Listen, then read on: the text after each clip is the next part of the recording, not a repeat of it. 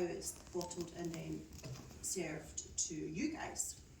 So I'm just going to tell you a little bit about the two kinds of whiskies you get. Today you're going to be tasting a single malt whisky, which is the best whisky you can get. Now, to be a malt whisky, it must have matured in an oak barrel, or a type of barrel, a wooden barrel, for at least 3 years. If it's any younger than 3 years, it can't be called malt whisky. It can only be called a whisky. So you've got the single malt whisky, and then you've got the blended whisky, which is taken up of all different types of whisky and blended into one to make one flavour. There's a famous one called Famous Grouse. I don't know if people have heard of that. You see the adverts with the bird and stuff. So there's Famous Grouse is probably, or Bell's whisky is probably the two most famous blended whiskies. But we're going to take it a wee step up and a wee bit nicer today, and we're going to go with a single malt.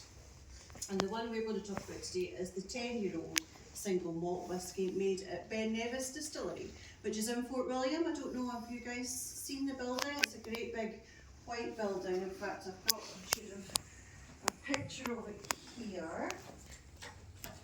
Where is it? This building here. People seen it? Have we passed it at any point? No, not familiar.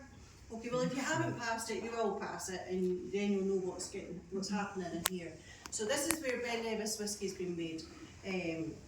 So the process of whisky making, so you've got the malting, which is you get the grains, and they are soaked in water and allowed to germinate, and then they're taken out and they are dried. So they're laid out in a big, huge single layer in a massive store to dry out. This is then mashed. Once it's dry, it's mashed in a big kiln, which kind of looks a bit like one of these. See the big copper kiln? One of these, big massive one. So it's mashed in there, and that's where it's mixed with hot water, and it's converted into starches, which then ferment into sugar. So it's a big fermentation process. After that, you've got the yeast is added to the sugary liquid, and that creates alcohol and carbon dioxide. At that point, we have then got the distillation process. So the liquid is distilled twice into pot stills, which are these. Big copper again. Okay, so they're put into pot stills to concentrate the alcohol. So they've done this. That's done twice. They're filtered in there to make the alcohol stronger each time they do it. Okay, and then after that we've got maturation, which means that they're then put into wooden barrels. You'll have seen barrels like this. They're everywhere in Scotland. So you see barrels like this, they're put in there, and as I said before, it must be over 3 years for it to be a single malt. But this one that we're going to try today sat in the barrels for 10 years. So it's a long time, but the longer it's in the barrel, the stronger the flavour becomes, the smoother the alcohol becomes, and the more expensive the alcohol becomes.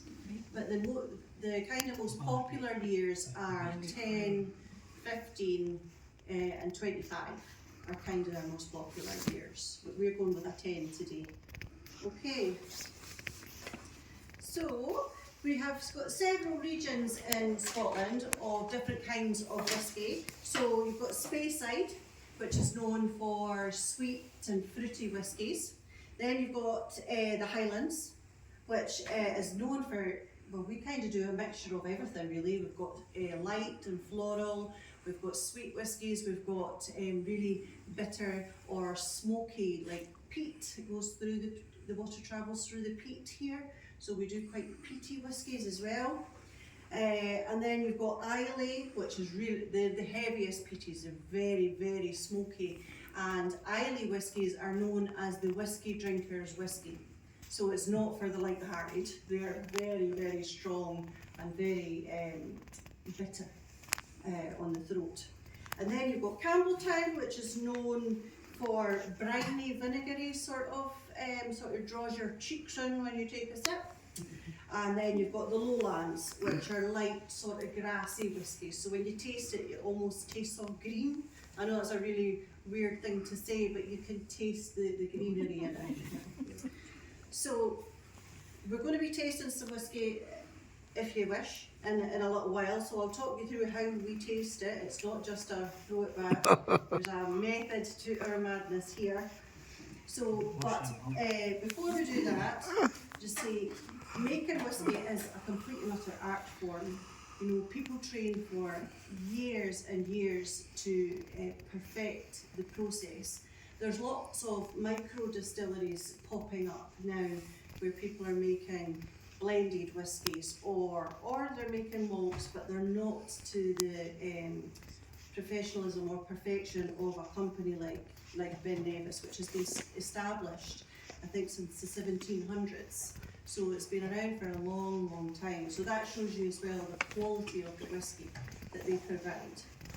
Okay, does anybody want to have a taste?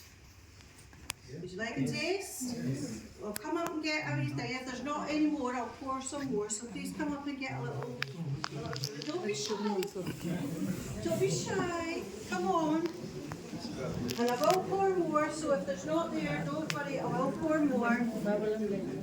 And tell us how to taste. I will tell you how to taste.